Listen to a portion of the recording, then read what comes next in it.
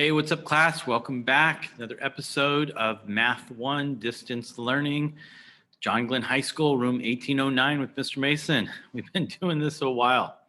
Okay, here we go. So today's lesson is called function notation.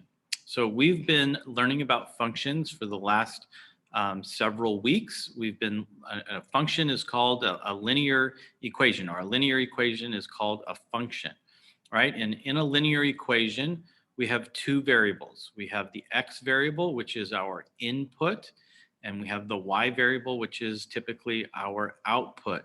Now, the numbers that we plug into the input, we call that the domain. That set of numbers, those are the domain. And then the numbers that we get out are called the range, that set of numbers, right? So we've got an input and an output, and then they can partner up. They can be like dance pairs, like we call them ordered pairs. Okay, so we're going to learn a few new terms today, and we're going to learn this thing called function notation. All right, so we started it a little in class. Okay, so I'm going to flip over to my PowerPoint, and I'm going to walk you through some of this. You should have the notes in front of you. All right. Okay, so function notation. Okay, so our objective is to be able to understand function notation language, and also to be able to identify what we're going to call an independent variable and a dependent variable. Now, the first thing that I want you to just take note of is the little cartoon that I have on the screen here. It's also on your notes. At the top of the cartoon, it says function notation is just a fancy way of writing y. Okay, and that's actually true. Okay, so we've been using the variable y, but now we're going to use this this f parentheses x when there's a certain way we read it. And this does not mean multiply. If you notice down here in the cartoon, it says not f times x. Okay, so normally parentheses means multiply. We're going to get to that in a few minutes, but we're not multiplying right here. Okay, all right, so let me move through these slides here. Okay, so let's start off with this this first linear equation, or what we would call a function. And let's think of chocolate chip cookies. Okay, so I love chocolate chip cookies. I think I've told you that many times in class. And so I created a function here to help me keep track of how many chocolate chip cookies I eat in a week, or in adding up days. Okay, so if we're taking a look at this, the 2, that's the upfront amount, right? So I've already kind of confessed I've already eaten 2 chocolate chip cookies, and I'm going to allow myself 3 chocolate chip cookies per day, right? So my input variable is my x. That's going to represent the number of days per day. And then my output is my y variable. Okay, now, when we put this in function notation, we're going to kind of rearrange the furniture here. So I want you to think of like the fence. I didn't put the dashed line in here, but think of a dashed line or a fence right down through the equal sign. And remember, we have the left side and we have the right side. So when we write this in function notation, what we're going to do is we're going to take that y and we're going to move it over to this side. So we still have our equal sign. We just moved the y over there. And now we're going to take the 2 plus 3x and we're going to put it over here on the right side. So it was on the left side, and now we're going to go and put it on the right side. Okay, so I'm going to go ahead and do that. There's my 3x, and then there's my 2. Okay, so we still have the same information, but now we've written it in a slightly different format. Okay, so not really a different order, just a different format. Okay, so let's just review really quickly. So that's still, the x is still our input variable, which is what we call the domain. I covered that in the intro. And then our y variable, that's going to be what we call the output variable, and that's also our range. Okay, all right, so far so good. This is just a fancy way to write linear equations. Okay, now we're going to take this y and we're going to change it. Okay, so I'm going to do that in just a moment here. Okay, so if you notice, I just changed it. All right, so I went from there was a y here, right? Y equals 3x plus 2. And now I've changed it to this f parentheses x. All right, so in algebra, that's what we're doing in this class. We call it Math 1, but we're really doing algebra. In algebra, that y variable is often replaced with this f parentheses x. Now, we don't say, when we read it, we don't say f parentheses x, and we don't say f times x, okay? So there's a certain way to read it. I know that looks like multiply, but the way we read this is the function notation language. We've got to learn how to read the math language. So what we say is we say f of x, okay? F of x equals.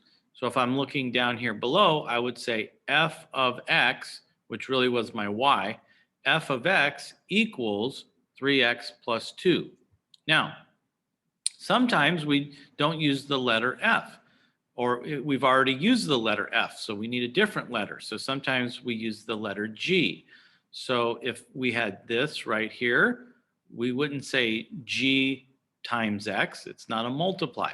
We would say G of X equals, okay? Now, the reason that we use the F is this F is saying, hey, you Math 1 student, I'm a function, right? So that's what the F is for, is we're saying that's a function. And then the X is telling us, hey, this is the input. We're going to plug into the X, right? And we've been doing that for a while. We plug into the X, okay? All right, so down here we would say f of x equals 3x plus 2. F of x equals 3x plus 2. That's how you would read this equation right here. We would say f of x equals 3x plus 2. Okay. All right. A little bit more. All right. So now we're going to treat this just like we would a normal linear equation, an input-output equation. Okay. So just a couple reminders here. So when we say f of x, it does not, right? That f of x does not mean that we're multiplying f times x. F is just telling us it's a function. There's no number that's going to go there.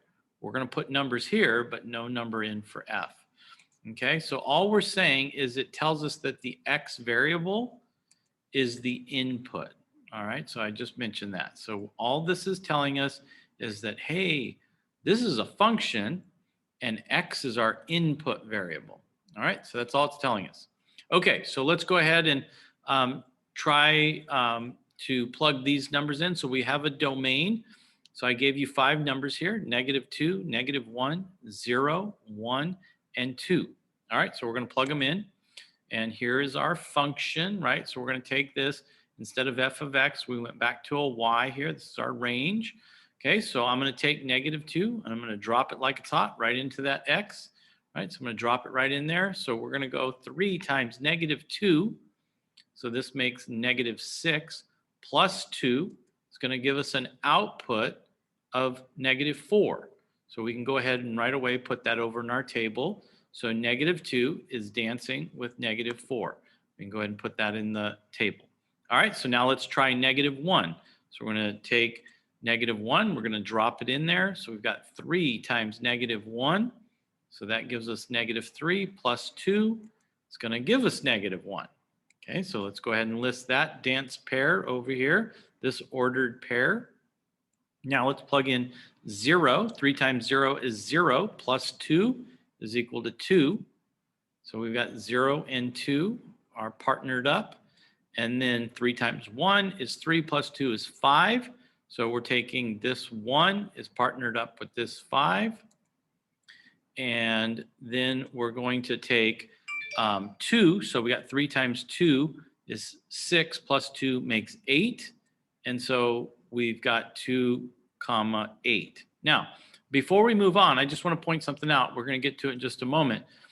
These numbers here, they depend on these numbers. These numbers don't exist until we take these numbers and plug them in one at a time, right? We plugged in -2, we got out -4. So we're kind of waiting in suspense, right? We don't know what we're going to get. Let me back these up really quickly, right? So we're waiting. Okay, I'm plugging in -1. We're waiting in suspense. What are we going to get? Oh, we get -1, right? Then if we plug in 0, we get -2. And we plug in 1, we're going to get 5. We plug in 2, we're going to get 8. So the range depends on this number, these numbers. Okay, so just keep that in mind. We're going to get to that in a second. So, okay, so now we can list our data pairs as a relation, right? So we have our dance pairs here. So this is kind of like the court of honor, right? So we're going to list those. And we had 5 numbers, 5 pairs, 5 pairs. Now we want to ask ourselves, is this a function, right? We know it's a relation. This is a relation. It's a set of ordered pairs, but is it a function? Think about that for a second.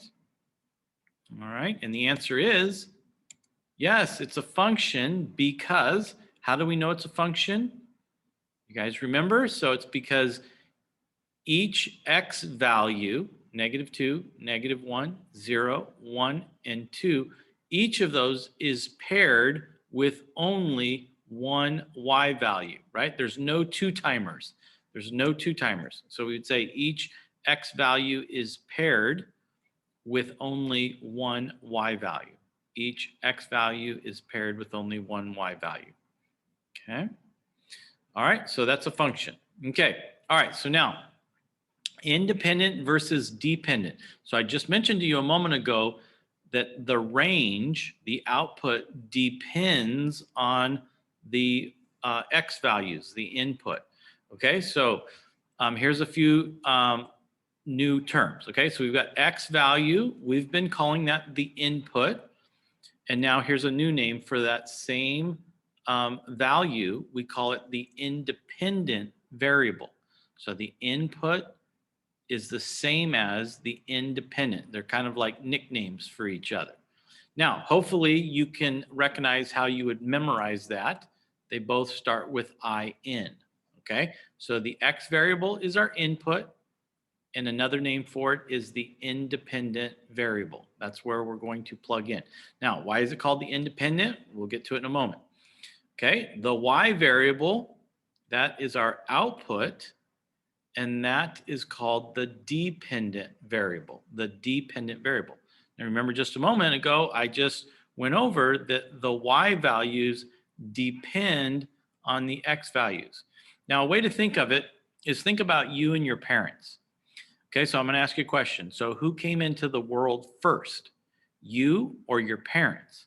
Well, it's kind of a rhetorical question, right? Your parents were born before you, right? Your parents were born, they grew up, and then they had you. You were a baby at one time, right? So they came before you, okay? Now, you depend on them, right? You depend on your parents. You depend on them for a place to live. You depend on them for food. You depend on them for money, for electricity, all of those things, right? For the most part, right? I know there's a few exceptions with some certain family situations, but for the most part, children depend on their parents. And who came first? The parent. The parent came first. So I want you to think of the x value as these numbers came first, right? Like parents. They came into the world first. After the parents, then the children came, right? These numbers depend on the x value. The y value depends. The y value can't exist without the x value. You couldn't exist without your parents having a child. Okay, so these y values cannot exist without the parent. Okay, all right, so that's independent versus dependent. Okay, and you can go back and look at this or rewind the video or pause. Okay, now you have some homework ahead of you, and I think I've already given it to you in class. So let me show you what that is. So you've got 2 word problems I want you working on. It says write each equation in function form. All right, that's important, function form. So when you write your equation, make sure you're using the f of x format, f of x. Okay, so you're going to do function form. And here's your first word problem. It says the admission to the carnival is $7 to get in, and each ride costs $3. Your total cost depends on how many rides you go on. Okay, so we've done this numerous times in this class. So what's the upfront amount? What's the rate? What's the equation? What's the independent variable? What does it represent? Don't just give me an X. What does it represent? What category? And the dependent, what does it represent? Okay, so you're going to do that one. Then you're going to go and once you've got your equation, you're going to fill in 5, 10, and 20. So do the calculations, and then you've got to answer the question, is it a function or not a function? And how do you know? Okay, so you're going to write an explanation there, function or not a function. And then your next problem is about a math tutor. You'll do the same thing, upfront amount, rate, equation. What's the input variable represent? What's the output variable represent? The independent and the dependent. What do they represent? Then go do your math calculations and explain whether it's a function or not. Okay. And then we will go over those in class. All right. So that's where I'm going to stop right now. I'm not going to give you the rest of the notes. You're going to do those problems on your own, and then we'll finish up the rest of the notes together. Okay. So that's your homework to do those 2 word problems and everything that goes with it. Okay. Let me get out of this. And all right, so that's all we've got, and I'll finish up the rest in class. Okay, we'll see you later. Bye-bye.